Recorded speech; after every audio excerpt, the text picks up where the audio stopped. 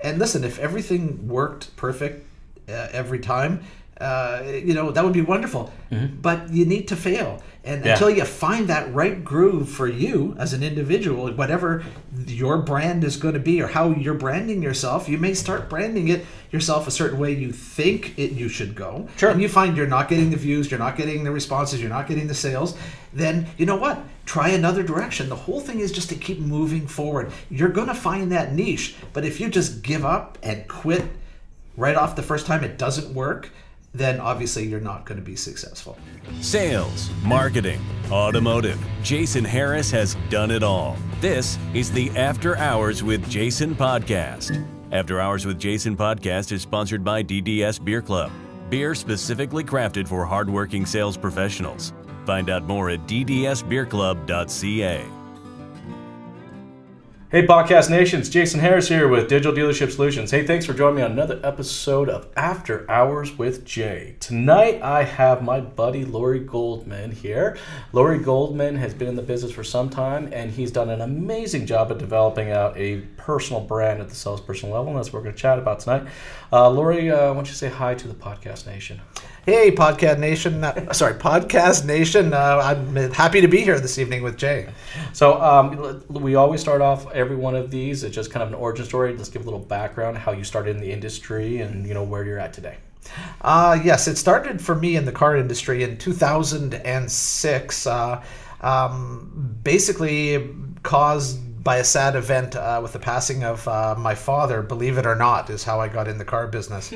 Yes, my father had passed away and I didn't have a vehicle at the time, and he was buried in a cemetery a little ways away, and I had no way of getting there. And a good friend of mine who sold cars for a living, which I didn't understand much about, said, why don't you sell cars and you'll get a demo? Didn't know what it was, and once he told me what a demo was, I said, I'll have some of that, and that's how I got in the car business, so I could actually get a demo and go visit my dad at the cemetery. But it turned out to be a whole lot more than that. It became a career and it became a lifestyle. So the demo is what attracted you to the business. The demo was everything, Jay. Absolutely. That's actually pretty cool. It was a free car until I found out about the tax department. Yeah, there you go.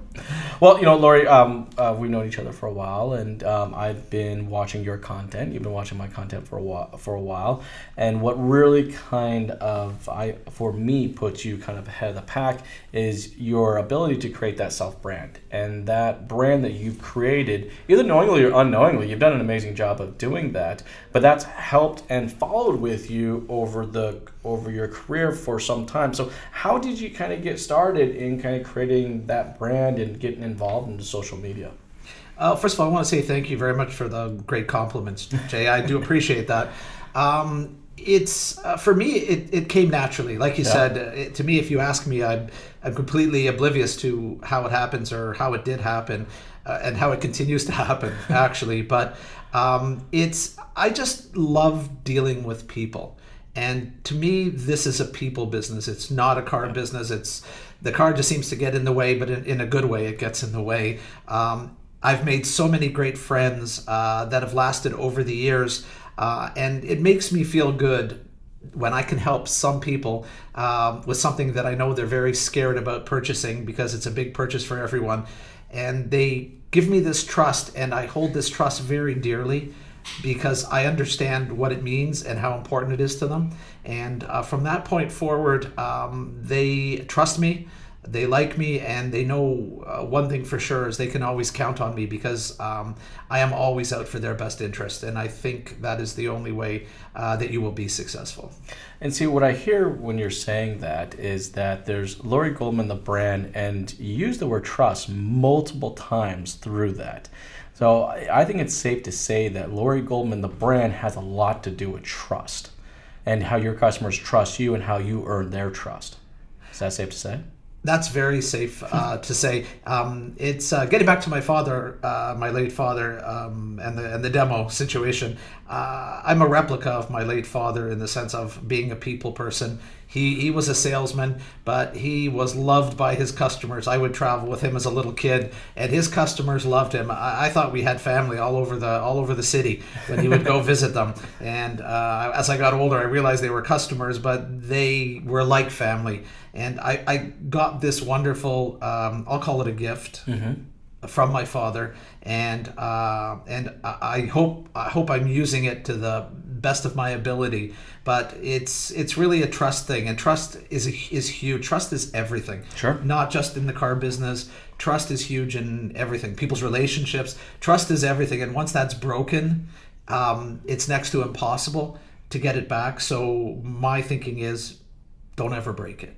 And the consumer, the consumer sees value, all right? And the value is not necessarily just in the product, all right, but in the experience, all right? And the experience is defined by what I call branding cornerstones. And your branding cornerstone is trust.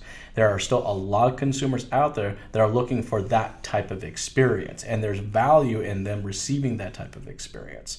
So let's talk about how, when you meet a customer for the first time and kind of work that process, I know your goal and objective is one of two part, where you have the intent to serve, but the intent to create that trust. How can a salesperson do that today? I think it has to be right from the get-go. Mm-hmm. This trust, has to be earned. Yes. And it's like anything else. And I'm the same way. We're all consumers. Mm-hmm. And you basically, I know when my wife and I go shopping somewhere, and if it's a considerably expensive purchase, not as expensive as a vehicle per se, but we are shopping the TV, let's say a large screen TV or whatever it is. What happens is you can actually, shop for the person that you want to buy it from, because you could buy that in 10 different locations. It's the same thing as a vehicle. Absolutely. I can buy a Nissan product or a Hyundai product from 20 plus different dealerships selling the exact same product. You're absolutely the exact same price. Yeah. Really. And it boils down to, okay, I know what I want to buy. Yes. But I don't know yet whom I want to buy it from. Yes. And that's where I come in and introduce myself, build this trust.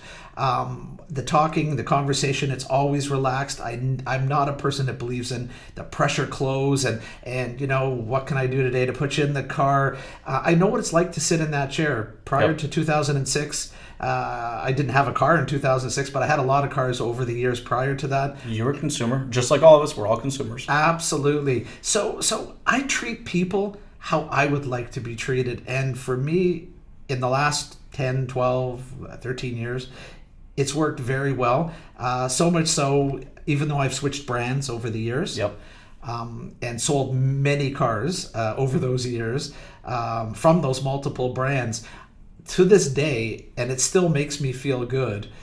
I get calls from customers who became friends, some closer friends than others, but they're calling me and asking me questions, and they're having an issue. Even though I'm not working for that company or that brand anymore, I still feel obligated and also want to help them resolve the issue. Because that's what they bought. They didn't just buy the product. They bought your brand, Lorrie Goldman, the brand. And I think that's where I want to take the direction of this content here, is salespeople today need to understand that, the story is not price. No. The price is the price, all right? Consumers spend 60 days online, 18, 20 some odd hours of shopping and research, okay? They're coming in. When I first started in this industry, and maybe similar to how you are, someone would come in and I'd spend 3 hours. They say, I'm looking for a pickup truck. I'd spend 3 hours identifying the pickup truck that work for their needs. Customers come in now looking for stock number A7726. All right, it's not, they qualify themselves. That meet, greet, and qualify already now happens online. All right, now for us now, we just have to not screw it up. There's a reason why we only visit 2 or just over 2 dealerships before we make a purchase, because the first guy messed it up. I'm a firm believer that a lot of people say that's not the case, but I think it is. I agree. All right, Totally. Because what it is that I'm confident that I've made it down to this specific product. All right. Now, if the salesperson doesn't, or the dealership doesn't bosh up the entire experience, what other reason do I have not to make that purchase then? Oh, absolutely. And this as well as anyone. There's that great term, and it's happened to many salespeople in the car industry and across the board in other major industries, where you've got the sale, because of the reasons you mentioned, with everything being online, and you could pick the color and the stock number and go right in and build the price and do it all yourself and the whole bit.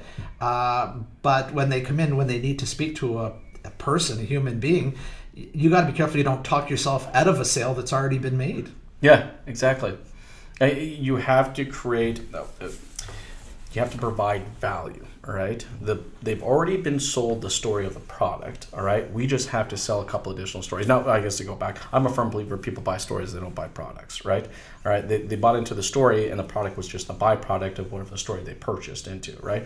We now, as salespeople, we need to train. Yeah, that's another thing, training. God, that really gets me upset. You know, how little or lack of training or development we give any car salesman. You know, I was at a dealership the other day, brand new guy. I've literally been on the job for 3 days. So I immediately went over, introduced myself, asked him how his training was going. He just looked at me with a blank face. What training?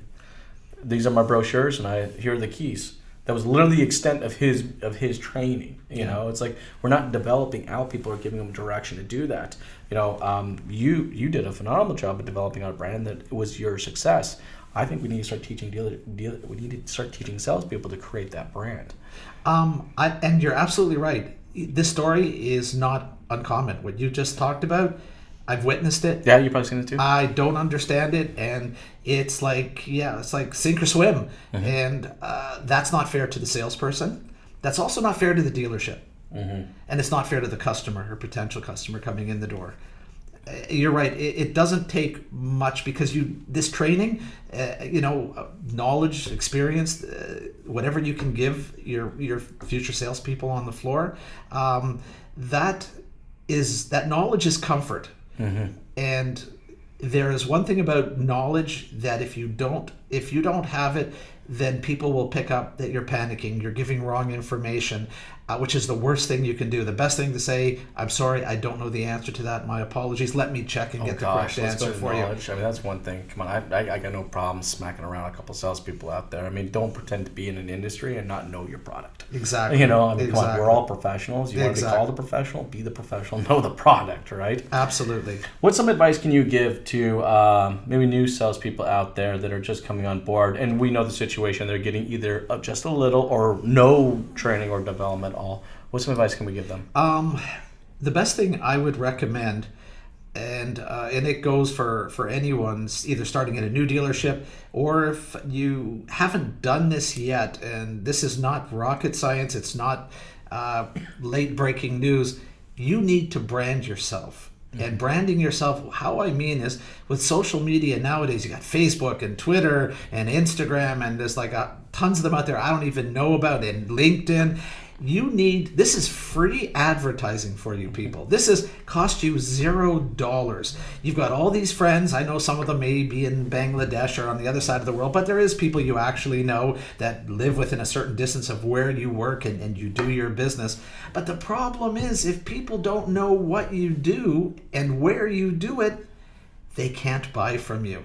That you need a starting point, because even if they don't need to buy it this time, they'll know somebody who will be interested and say, I know a guy. This is what you need to do. Tell your story. You need to have a story about yourself that your friends, your personal friends, your friends on Facebook and Instagram, everywhere you go. I don't go anywhere that I don't leave my business card behind. I don't do that. If people don't know who I am and what I do, I'm never going to sell them. So I recommend first things first is introduce yourself to the people that you know. No, I think each salesperson needs to identify what their story is, right? Your story kind of came a little natural to you because you got to watch your father and the way that he sold and the way that he engaged with people. He had a brand and he had very, very loyal followers, and just as you do. The text message you just showed me off camera, of that person looking for a vehicle, even though you don't necessarily work for Hyundai anymore and you work for Mazda now, they're now even considering taking a look at a Mazda because they know you're at the Mazda dealership. And so it's your brand in their eyes actually is more powerful and supersedes the manufacturer's brand in itself. It's funny you say that, Jay, because it's so true. But I have to tell you how wonderful that makes me feel inside as a human being, as a person, that somebody who I didn't know before I sold them that first car now respects me so much that they're willing to follow me and switch brands from what they first thought they wanted to something now they think they want and may want because I sell it. And it's funny, another customer, not the one you were just referring to, but another one, When I was with one brand, he bought a car, and then when I moved 2 or 3 years later, he switched and he brought that brand that I was selling. And then up until recently, I put him in. I was with Genesis at the time, Genesis Motors, and I put him into Genesis. And then, believe it or not, I switched over to Hyundai, and then he traded in for a Hyundai, and he saw that I'm eventually moved, and I'm starting at Mazda as well. And he sent me a personal message and said, "Oh, Lorrie, congratulations." He goes, I guess I'll be driving a Mazda soon. So I know there's some joke in it, but... No, but for sure, though. See, your brand creates an experience. And that's what we collect. That's what we want to buy into. Is we want to buy into that experience. You know, I got a sushi place just down the street that I enjoy going to. Not because it's the best sushi in the world. It's okay. Don't get me wrong, right? But it's a great experience. I get to go in there. I get to order off of a tablet. I like to try new things. So I get to tap on things, find out what they are, which I never would have known what they were in the first place. So I get to be a little adventurous, right? But all in all, what it does is it creates a brand. Now, the cool thing is that your brand has a very defining cornerstone. It's about trust. That has value to people, so much so that it will cross borders. It will cross you from one company to another company, and on, right? I think what it is that salespeople need to define what their story is. And the funny thing is they probably already have it in them. Just like you, when you came into this, all right, you having that cornerstone of trust, all right, was not... It was there. You didn't have to create it, or already existed, right? But you had an opportunity to define it, right? And I think by you defining that and telling that story and sharing that story on LinkedIn, that's where, or LinkedIn and other social media places, that's where that started to grow. When did you start seeing that kind of grow, especially on the social efforts?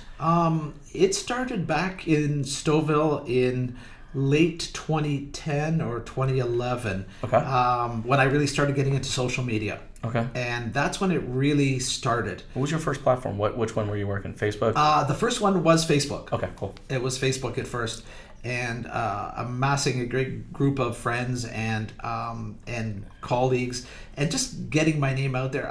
I think my success, which when I say success or trust also leads to other things. 100%. Referrals. Oh yeah, no, it's right, because what it is, we want to share that experience, we want to share that story with other people, right? Absolutely. So it's and people you like. And people like, if I bought something somewhere and I liked the guy and he was wonderful, or the sales girl, the one was wonderful, I'm going to recommend if you're getting that product, go see so-and-so, because the experience was wonderful, and I want you as my friend to experience that as well, right? So being that person, that go-to person for people for trust, at least especially for automobiles, which is your second largest purchase, behind your home, that's huge. And that's huge for people because they want a car guy. They want a car guy, car girl. They want somebody they can trust, because that is huge for them. And trust is absolutely everything, and I will stick to that to my very last breath. Well, look, everybody, every consumer has a slightly different value proposition, different value in different cornerstones. For me, for example, any brand that really tells me that they can save me time, I'm all in. Because that is a commodity that I have very little of, I'm honestly thinking about buying a Genesis for my next vehicle, and Genesis has done a better job recently in some of their marketing efforts to really identify the time factor of it, right? Correct. They'll come pick up my vehicle to come do the servicing, all right? They will bring the car to me if I want to do the test drive. I can pretty much do the entire thing on my time. Right? Correct. Not in somebody else's. So, but that's a good example at the brand level. But at the dealership level, we need to do that. But even next level at the salesperson's level, right? Everybody's got their own cornerstone. They just kind of have to identify what that cornerstone is, and then they need to eventually tell that story. But I think another part to your success on social media is that, Lorrie, you're social. I say that, I know we're joking a little bit about it, but how much social media out there is really not very social. And there's a lot of sales guys out there that are boshing the crap out of this, because every single post is 0% financing, low the receipts, huge cost savings. They're not really being social in your efforts. So I'm curious on some of your social efforts. How many conversations, I know what you're saying. Yeah, where are we at? You forgot one. 3 days only. 3 days. Oh, yeah, sorry. 3 days 3 only. days That's only. right. Yeah, that's a good one. We too. need to create urgency. Yeah, exactly. But I think when I sit down and I have guests in front of me, customers, guests, I prefer to call them guests. Well, they're in front of me. They're guests. And, the car is important, the information, the qualifying, finding out what's important to them. All this is, of course, very important. But I don't always talk about the car. There's a lot of stuff to talk about.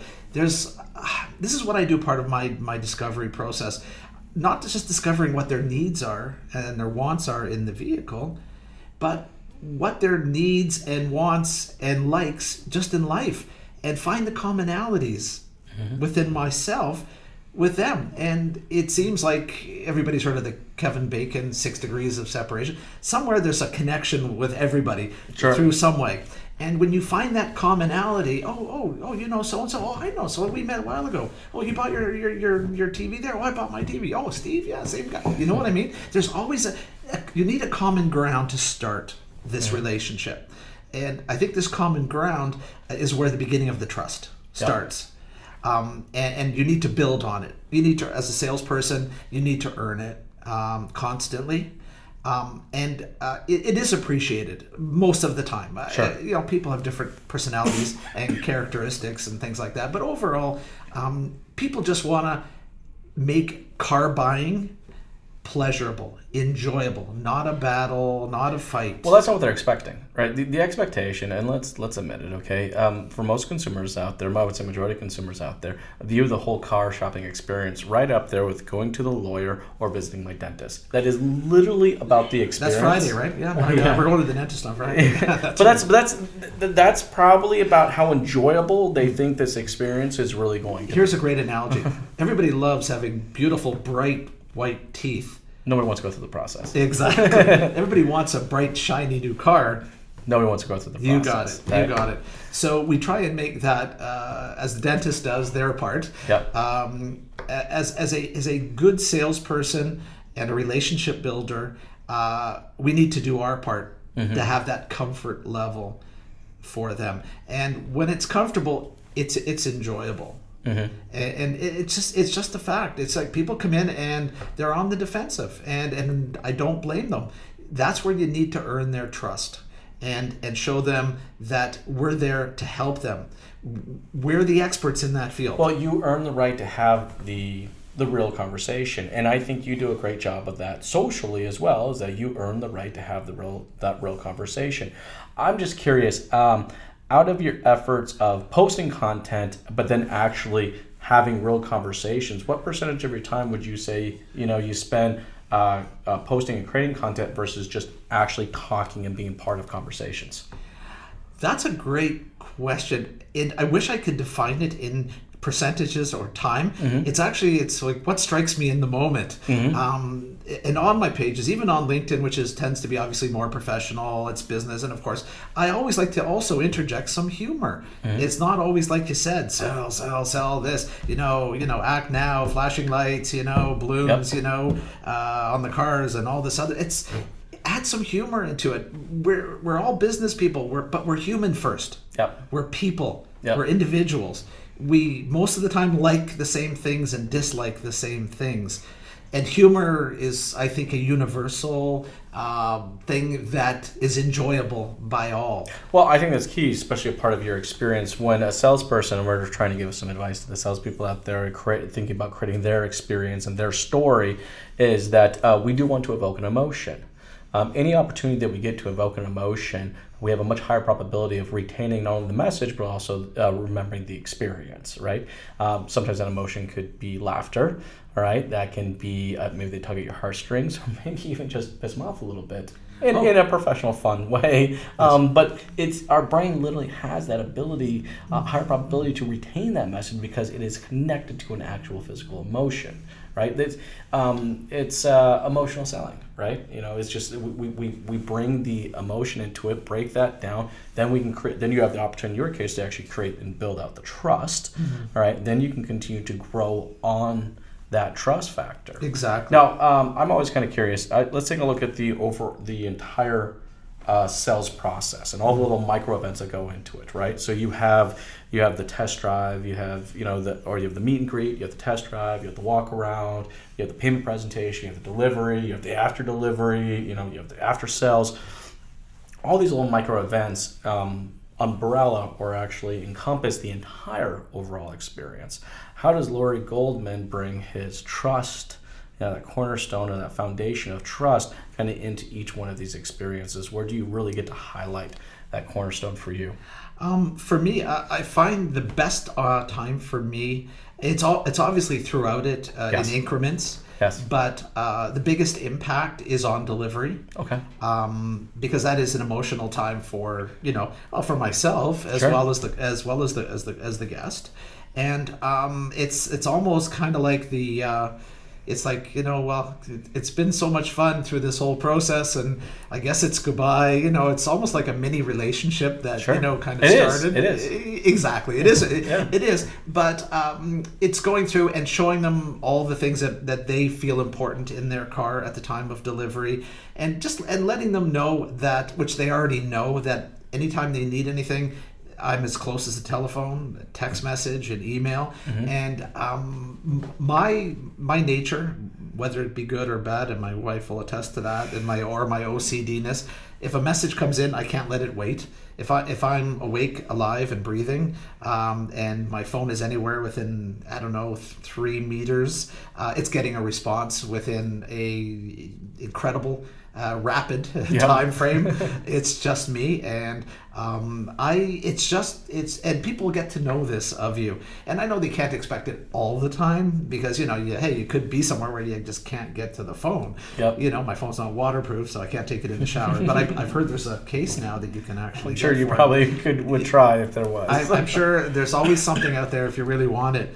But that's where my bonding, and that's where the connection starts, and that's where I'm asking for referrals, which they're saying, oh, without a doubt, and it's like when they leave, it's almost like you're gonna miss them. And I've got one quick ironic story to that. Is I remember this as we talked about it, is I mentioned at delivery is the emotional times where the car's being delivered, and you may not see that person who knows how often again or whatever, and you had a good time. Yep. You had a good time through the whole process. And it reminds me of the story of my lovely and beautiful wife Carol, who I met when I sold her a car in 2008. And I remember that delivery process, and I think there was a hug, thinking, I guess I'm not gonna see this woman again. Yeah. And well, lo and behold, it's like now 10 years later, and 8 more cars later. It's been a wonderful relationship. That's all I can say. And I look to many, many more. I'll let you figure out of what. Hey, you know what? I think the king of relationship creating in a car sales environment. I mean, you create a lot of relationships in a dealership, including your own marriage. Absolutely. So I think you're going to be the winner when it comes to. Oh, thank you. I've already won. You're the gold medal of relationship selling, sir. Oh, thank you. I'm honored. I'm flattered. I absolutely have the biggest blessing. I'll tell you, if I never sold another car in my life, I've got the biggest blessing from this business. That's but awesome. I enjoy it each and every day, and I look forward to the next. So that's the value in the salespeople, really bring in their brand, their experience, their story, all right, into their sales process. Now let's talk about how that actually benefits the dealership. Mm-hmm. And what sales managers and dealer principals need to do with salespeople that are trying to create a brand. What kind of advice can you kind of give to some of the management out there?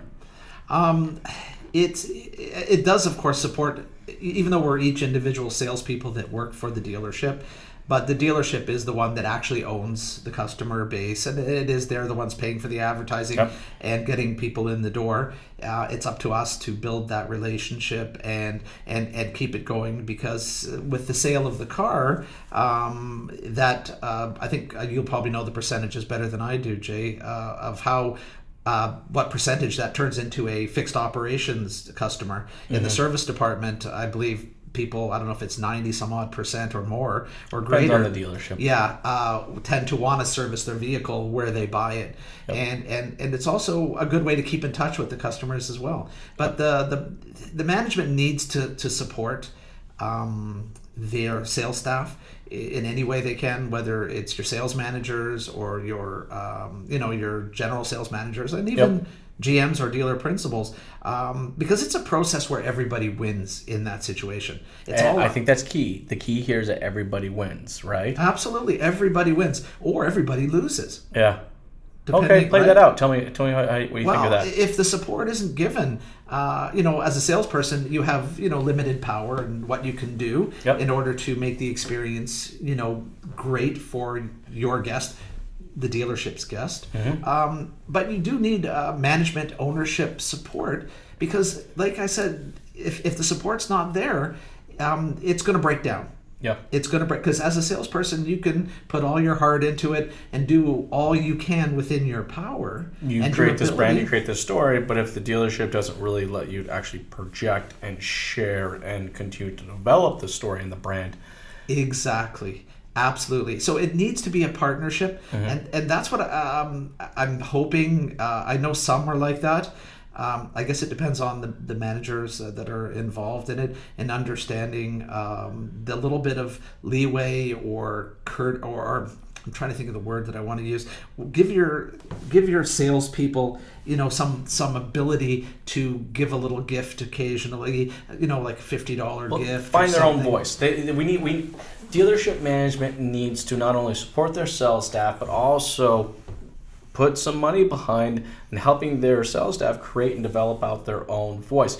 Really, I think at the end of the day that we don't have, I don't think we need to be selling anymore. I think it's just branding. I think we sell through branding. I think that's what it is. Because, going back to that text message, right? They're coming to buy from you, not because of the product you're selling, because of the brand and the experience that goes behind that brand. Brand is experience, experience is brand, right? Absolutely. But I think we have to look at it as like, I think every sales team can be looked at as like a good professional sports team, right? All right, you're always going to have your quarterback. All right, you're going to have the one player or two players out there that are just always consistently. You're maybe your 20 to 30 car dealer a month kind of a salesperson, right? And then you're going to have some that are kind of in between there, but it's that collective effort, right? There's going to be some brands that are going to be a little stronger than others. But if we help develop out those salespeople and their brands, I don't think it's unheard of to have 4 or 5 people that are producing 20 to 30 cars a month. I mean, I've met a lot of, I find them to be usually older gentlemen or older salespeople that have been in the business or been in the dealership for a fair amount of time.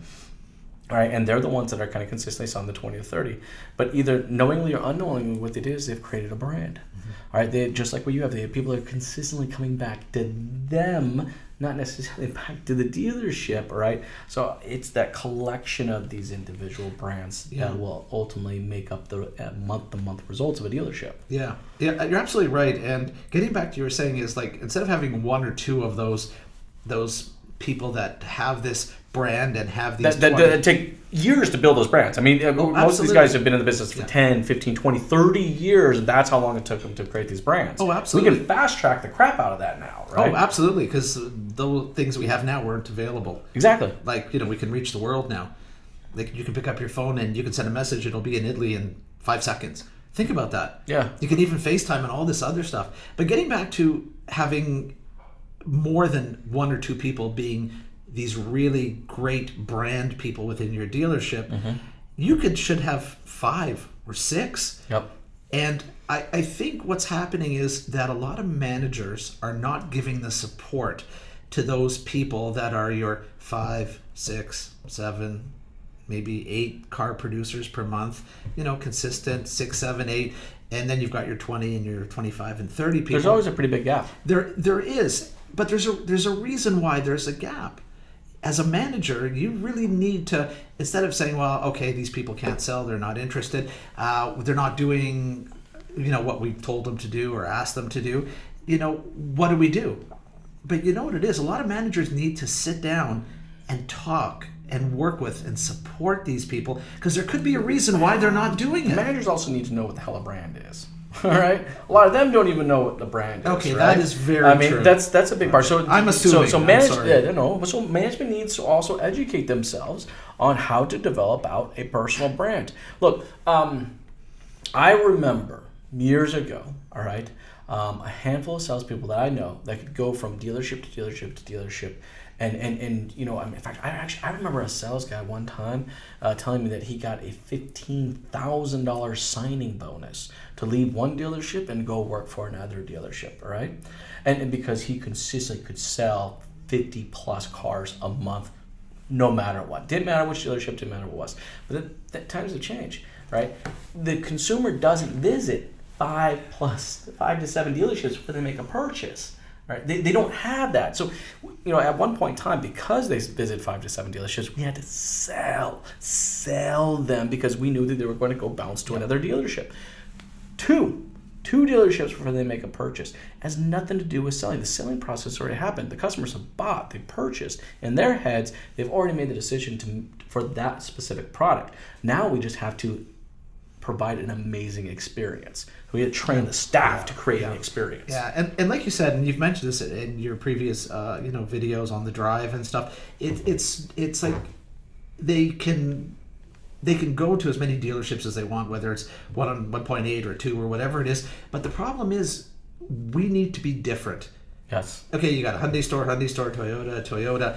When people come into your store, presuming they went to that other store and you're the 0.8 or whatever percentage it is, this is the opportunity for you to do something different that you know where they just came from didn't. Yes. As an individual.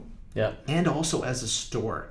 What are you going to do to make it better for them and different, but different in a great way where they're going to make the decision to buy from you? And hey, if you were the first store, then they're not leaving. They're buying from there, so they're going to buy on that first go. If the experience is great, what else do they need? I mean, they're so well educated. They spend so much time researching and shopping. I mean, you know, management guys out there, you need to encourage, all right, and help develop out your staff to find their unique branding story or branding proposition, right? Yours is trust. Me, it's time saving. That's what I just love being about. My entire brand is about being time saving. You know, all the services that we provide, all the marketing services, at the end of the day, anybody can do it. All right. Anybody can go open up a Facebook account. Anybody can open up a Google Ad Manager account or a YouTube account. All right. It's the amount of time that it takes and dedication and educating yourself and becoming the expert or the go-to person on that. All right. And it, you know, that's where that opportunity. That's for me. That's where I'm selling. I sell time. That's what I sell. Right. You sell this experience, this trusting experience. I can go to you knowing I'm not going to get screwed. Absolutely. You know, that's for me a very valuable thing, right? And to most people, absolutely. It is. Absolutely. Salespeople need to find their own. Yeah, absolutely. And if they can't do it on their own, then that's where the managers need to step in. And like you said, the managers need to know. They need to know what to look for, and they need to know how to explain it where the sales staff will understand it and be able to then implement it. Does that make sense? No. Look, we're changing the game. You're on LinkedIn a lot, and I'm on LinkedIn a lot. All right, the sheer amount of trainers is astronomical. Absolutely. Okay? But I don't hear anybody training the way a consumer. There are a handful, don't get me wrong. I think there are a handful out there. But they're training with a self-serving nature. You don't operate that way. No. The second you meet with someone, you have the intent to serve that individual. Yeah, to the best of my ability. Exactly. Absolutely. And if they're not happy, I'm not happy. As bizarre as it may sound, if I know I've gotten them the best deal that they're going to get anywhere, for whatever reason, this is rare, thankfully, that they're not happy, I'm not happy. I may have gotten the sale and got a sticker on the board, and but they just don't seem to be jumping out of their chair with excitement. For some reason, I'm not happy. So I take it personally, but I can only do so much. Basically, I just ask them, is there anything else I can do to make you, completely satisfied with your purchase? So I'll finish this off with one more question. How can managers and dealer principals help you, all right, support you in your branding efforts, which ultimately helps them? And I mean, it's a win-win, right? Oh, absolutely. We talked about that. It helps them in meeting their goals and objectives and volume and growth and so on and so forth. So what can management, what can ownership do to help you to continue to grow your brand? I think if they encourage, encouragement. Okay, there's one. Support. Okay. It is huge. positive compliments. There's not enough of that goes around. Listen, I know we're in the business world and we're not in public school. And good job, Johnny. You washed your cup out and you put it back in the tray. You know what I'm saying? But it's like, good job. Encouragement, I think, is a good place to start with the support. But training, listening, shadowing, encouraging, tweaking them, but doing it in a certain way. Encouraging and supporting is a big deal. A lot of our branding efforts have to do with social media. Social media, unfortunately, for a lot of people, are built on vanity metrics, likes, heart emojis, all right, thumbs up, whatever it is, right? Views, how many people viewed your video, comments, right? We operate on that. I think it's a great place to start for management, is just keep encouraging. Hey, Lorrie, don't worry, that no one liked your video. Don't just keep going, keep moving forward. Don't worry that only 16 people watched your video this time versus the 160 last time. Just keep going, keep pushing forward, keep creating that content. So that's a good place. So encouragement, support. What else can they do? Encouragement, support, and I also believe to give them also, which we talked about, was the training. The training is huge, because I think that's why, if people don't know what to do or how to do it, they're not going to do it. And we think as managers they're not doing it because they just want to be obstinate. That's not the case. They're afraid because they don't know what to do, but they're afraid to tell us as managers, I'm sorry, I don't understand what you want me to do. Can you explain it again, please? Remove all the excuses. Exactly. Remove all the excuses, Exactly. all right? Encourage them to support them so that those vanity metrics are no longer an excuse, right? Just shower them with, no, just keep doing it, keep doing it, keep doing it, keep pushing, keep moving forward, right? And then, well, I don't know how to make a video, or I don't know how to create an Instagram story, right? Well, then educate them. Educate the crap out of them. And managers, if you don't know, go educate yourselves. There's this little crazy thing called Google, all right? You can go on there and say, how to create an Instagram story. It's amazing. I encourage you all to do it. But educate yourself so that you can either find someone to help train and educate, or educate yourself. Look, we educate them, we give them encouragement, we're suffocating the excuses why a salesperson can't go and create this brand. Yeah, I mean, we all try different things. And listen, if everything worked perfect every time, that would be wonderful. But you need to fail, and until you find that right groove for you as an individual, whatever your brand is going to be, or how you're branding yourself, you may start branding it yourself a certain way you think you should go. Sure. And you find you're not getting the views, you're not getting the responses, you're not getting the sales.